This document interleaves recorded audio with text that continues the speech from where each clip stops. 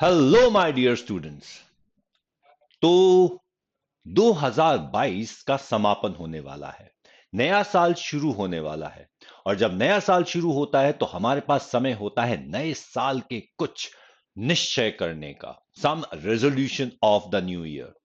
So this time you have to make very strong resolutions. कुछ कठिन resolution आपको करने हैं जिससे कि आप अपना लक्ष्य प्राप्त कर सके। So you have to be with me to make so important resolution. My name is Anup Vashist and you are on Akash Baiju's NEET YouTube platform. सबसे पहले जल्दी से जल्दी लाइक कर लीजिए, सब्सक्राइब कीजिए, शेयर कीजिए और इस सेशन पर कमेंट कीजिए। तो अब आपको जो रेजोल्यूशन लेने हैं वो बहुत ही मुश्किल रेजोल्यूशन है। कोई आसान रेजोल्यूशन करने के लिए मैं आपसे नहीं कहूंगा, क्योंकि इन रेजोल्यूशन को करने के बाद जो आपको रिजल्ट मिलेगा, जो आपको इसका आउटकम मिलेगा, वो आउटकम भी तो बहुत ज्यादा स्ट्रांग है। तो इसीलिए रेजोल्यूशन भी कोई आसान नहीं होंगे। They will be very difficult resolution. पर क्या करें, नया साल ही एक ऐसा समय है जहां पर आप ये रेजोल्यूशन ले सकते हैं। और अब आपके पास जब नीट की डेट अनाउंस हो चुकी है तो आपको रेजोल्यूशन लेने ही पड़ेंगे। आप चाहे 11th स्टडिंग हो, चाहे वो आप 12th स्टडिंग हो, चाहे आप 12th पास हो, आप सभी के लिए ये नया साल बहुत ही विशेष बन जाएगा। तो चलिए बात करते हैं इस नए साल के रेजोल्यूशन के। नया साल, नए प्लान। और अब आपको अपनी प्रिपरेशन को अलग ही गियर में कन्वर्ट करना होगा। तो चलिए बात करते हैं कि आखिरकार हमारे क्या रेजोल्यूशन हो सकते हैं। यह हमारे लिए एक बेहतरीन अपॉर्चुनिटी है to bring about some positive changes in our life. तो हमें अब सबसे पहला रेजोल्यूशन तो यह लेना है कि जो भी हमारी कुछ बुरी आदतें, अब देखो ये बुरी आदतें और अच्छी आदतें ना रिलेटिव टर्म है। इस समय बुरी आदतें वो हैं जो भी आदतें आपको अपनी जो टारगेट है, अपना जो एम है, उसको अचीव करने से रोकती हैं। यानी कि जो भी आदतें आपको अपना टारगेट यानी कि अपना नीट एग्जामिनेशन क्लियर करने से रोकती हैं या पीछे हटाती हैं, वो सारी की सारी आदतें इस समय बुरी आदतें हैं। तो चलिए देखें कि ऐसी कौन सी बुरी आदतें हैं जिनको छोड़ने का रेजोल्यूशन आपको अभी लेना है।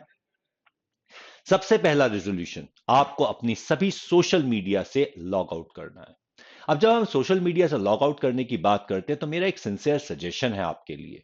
आप अपने पेरेंट्स के नंबर को यूज कीजिए, आप अपने पेरेंट्स के मोबाइल को यूज कर लीजिए। आप अपने पेरेंट्स के मोबाइल के ऊपर, जैसे कि आपको कुछ सोशल मीडिया ऐप की बहुत ज्यादा जरूरत होती है, जैसे कि आपको टेलीग्राम के अंदर ज्वाइन करना है, क्योंकि जैसे आकाश बायजूस का हमारा नीट आकाश डिजिटल का जो टेलीग्राम चैनल है, या फिर interact live with Anoop sir के साथ है, तो ये कुछ ऐसे टेलीग्राम चैनल है जिनके साथ आपको लिंक करना ही होता है। तो ये अगर आप, मैं तो आपसे ये कहूंगा कि आप अपना मोबाइल अपनी मदर को दे दीजिए, जिससे कि वो आपको बता सकें कि कब कौन सी चीज आई है।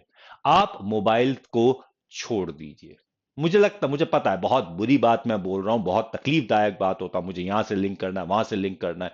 लेकिन अगर आप अपनी मदर को मोबाइल देंगे तो देन इन दैट केस आपको यह रियलाइज होगा कि आप बहुत कम मोबाइल का इस्तेमाल कर रहे हैं। इस समय आपके लिए अपना समय का सदुपयोग सबसे ज्यादा जरूरी है। आपको अपने समय के अंदर कुछ भी समय बर्बाद नहीं होने देना।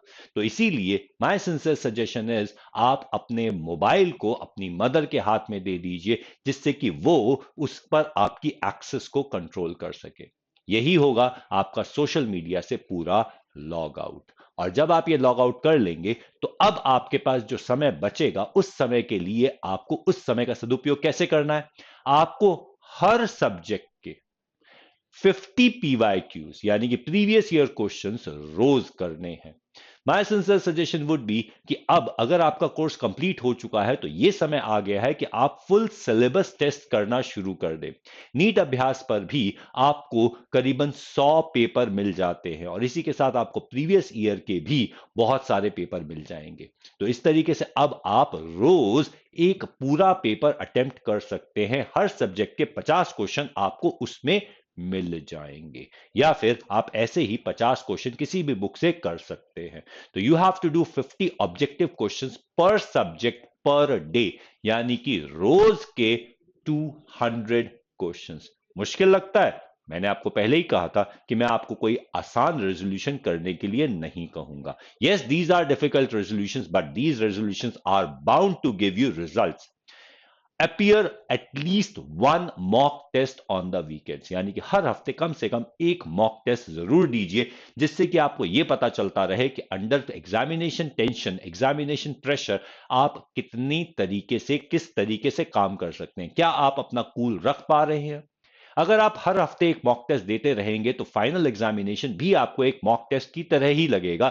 आपका जो एग्जामिनेशन टेंशन है वो उतनी नहीं होगी जितनी बिना टेस्ट दिए होती. मैं ये तो नहीं कहूंगा कि एग्जामिनेशन हॉल में जाकर आपको बिल्कुल टेंशन नहीं होगी, ऐसा हो ही नहीं सकता और ऐसा होना भी नहीं चाहिए. इसलिए थोड़ी सी टेंशन होना जरूरी है, पर बहुत ज्यादा टेंशन बहुत ज्यादा नुकसानदायक है. और साथ ही साथ जब आप एक मॉक टेस्ट दे रहे हैं तो उसमें आपको एरर एनालिसिस भी करना होगा कि आखिरकार आप कौन सा एरर कर रहे हैं और किस तरीके से आप उस एरर को दूर कर सकते हैं. तो एक पेपर 3 घंटे तो आपको अटेम्प्ट करने में लगेंगे, उसके बाद आपको करीबन 1 घंटा उसका एरर एनालिसिस में भी लगेगा. और अगर आपको कोई दिक्कत होती है तो ऑब्वियसली आप हम सबसे कांटेक्ट कर सकते हैं. So that would be your error analysis. और साथ ही साथ आपको अब अपने किताबों को अपना दोस्त बनाना है. मैं जानता हूं आपके बहुत सारे फ्रेंड्स हैं और बहुत सारे फ्रेंड्स हो सकता है आपसे नाराज भी हो जाए, लेकिन अब आपको अपने फ्रेंड्स को यह कहना होगा कि इस समय आपके सबसे अच्छे दोस्त आपके टीचर्स और आपकी किताबें हैं. You have to clear your target, you have to hit your aim. तो अब आपकी किताबें ही आपके ऐसे दोस्त हैं जो आपके एम को अचीव करने में आपको हेल्प करेंगी, और उनके बिना आप अपना एम या टारगेट अचीव नहीं कर पाएंगे. और सबसे इंपॉर्टेंट बात, बात को टालिए मत. अब ये मत कहिए कि न्यू ईयर रेजोल्यूशन करने में हमें बहुत दिन लगेंगे, बहुत दिन हमारे पास है, बहुत टाइम हमारे पास है. नहीं, अब आपके पास न्यू ईयर रेजोल्यूशन करने के लिए कोई टाइम नहीं है. You have to start from today, you have to start from now. अब कल पर बात नहीं टाल सकते. You do not have the time to procrastinate. नहीं, जो भी चीज है वो आज से, अभी से शुरू होनी है. अभी से शुरू कीजिए, कोई बात टालने की सोचिएगा भी मत.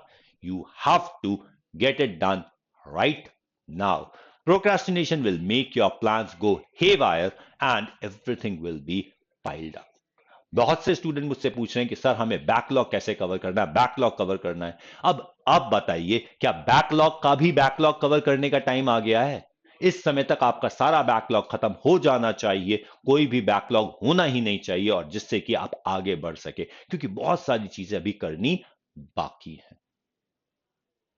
So just make your resolution right now, stay positive, work very hard and make your selection happen. मिलते हैं आपसे, और ध्यान रखिएगा, नए साल में नए रेजोल्यूशन के साथ बिल्कुल अचीव योर टारगेट.